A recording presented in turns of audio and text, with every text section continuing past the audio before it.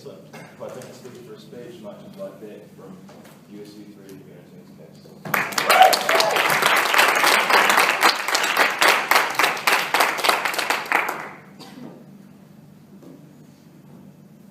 Mr. Speaker, the opposition thought it was restricting the size of cities that locked people out of development. What they misunderstood was when you had a city that sprawled for miles and miles and miles, with little towns scattered around the outside, you got the things they didn't like congestion. You made it harder for people to come in and access job opportunities. You made it harder for them to deal with the environmental consequences of the land that their development occurred upon. We didn't stand for the kind of stupid greenbelts that those guys pointed to on this side of the house. We stood for greenbelts that said it was better to have development that moved up than out. And when you couldn't have that, you should have new cities in new areas rather than big, large cities that congested development and had massive environmental costs. That was the reality that side didn't want to deal with in this debate. I'm going to deal with three things. Rebuttal will be integrated. Firstly, I'm going to talk about the principle of the common heritage of mankind and why that is better served when development is restricted to certain zones. Secondly, I'm going to talk about the massive environmental damage of urban sprawl, something that was oddly silent on from the affirmative team. And lastly, I want to talk about why greenbelts are good for social equality, which will deal substantially with what we heard from the first speaker of the affirmative. So to this point, we agree that the point of greenbelts is to say that there is only certain areas in which development can occur. We obviously do not support things like farming occurring on that land, but to the extent that it does occur, that is much less disruptive to the environment than having things like huge high-rises or having like buses going past those kinds of areas. All those things are big environmental costs that these guys didn't recognise in this debate. We think that the state, all the time, recognises a common obligation it has to recognise the environment as a place that is unique, that plots of land are irreplaceable and can't be substituted. When you build a city on a forest that existed like the Amazon, in the way that the Amazon has continuously been logged in Brazil to do the kinds of urban sprawl that they wanted to point to in this debate, it is irreplaceable. It is not something that you can bring back. We think that is something that they have to deal with in this debate.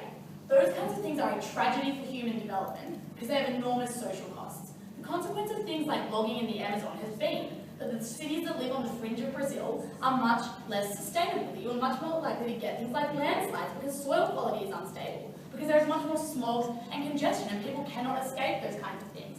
Those consequences were much worse under their model.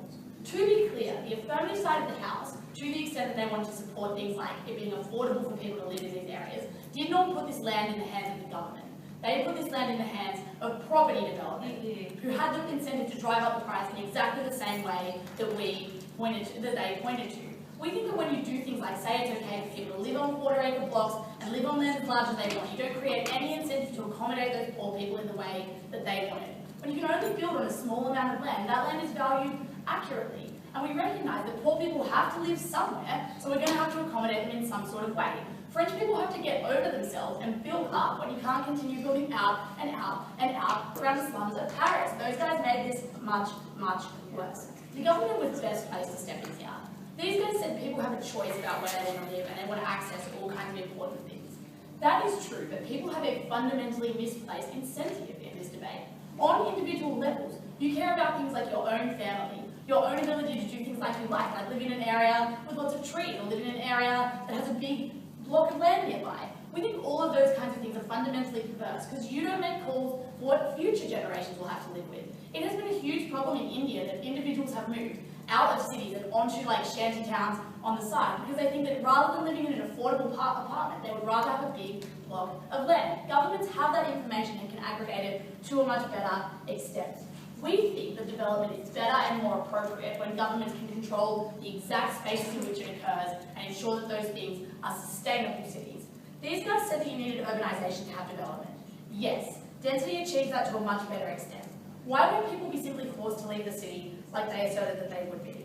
3 reasons. Firstly, these people are voters, and to the extent that these guys said that land was controlled by wealthy classes, it was much better allocated under our model. The wealthy classes had an incentive under their side of the house to just grow cities out and out for time immemorial. When there were certain spaces that were the only ones that they could use, you fundamentally corrected that. You told them that there were only certain spaces that they could accommodate the poor in, and they'd better find a way to put them there. Moreover, the rich and the poor were competing in fundamentally different housing markets in this debate, so all of the analysis they pointed to there was really problematic. But moreover, we think you cut down the insidious cultural ideas that their side of the house pops out when you say that development can only occur in smaller spaces. You tell people that they need to change the way that they live.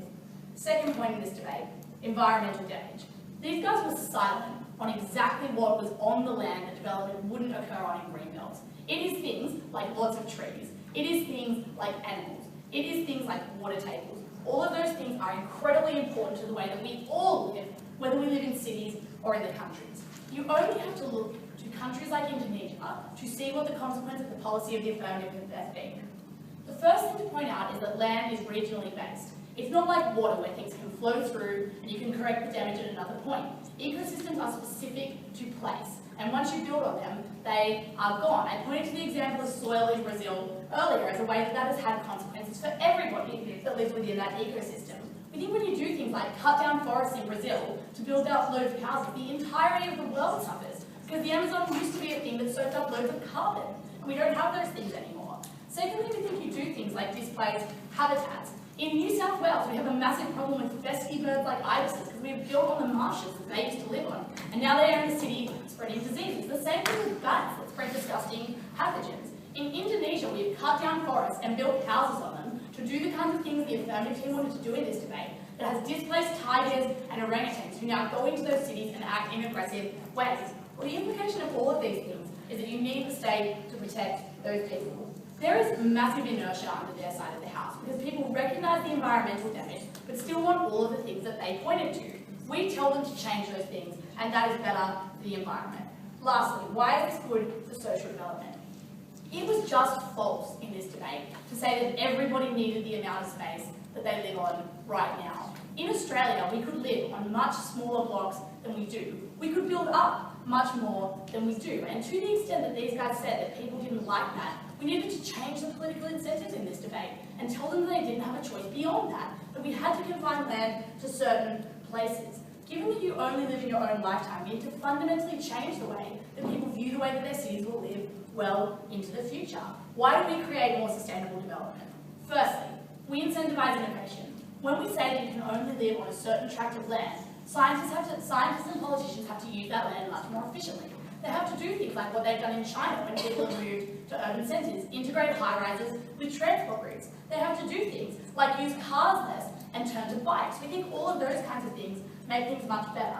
But the last thing these guys talked about here was social opportunity. When people are concentrated in urban spaces rather than clustered into little tracts outside cities, like 2 hours out of KL, and there's huge traffic to get in here, they are away from jobs, they are away from services. Rich people can opt out of the consequences of development because they can live on a big block of land 2 hours out of Kuala Lumpur and drive in their private car rather than having to live in the city and see the consequences of development.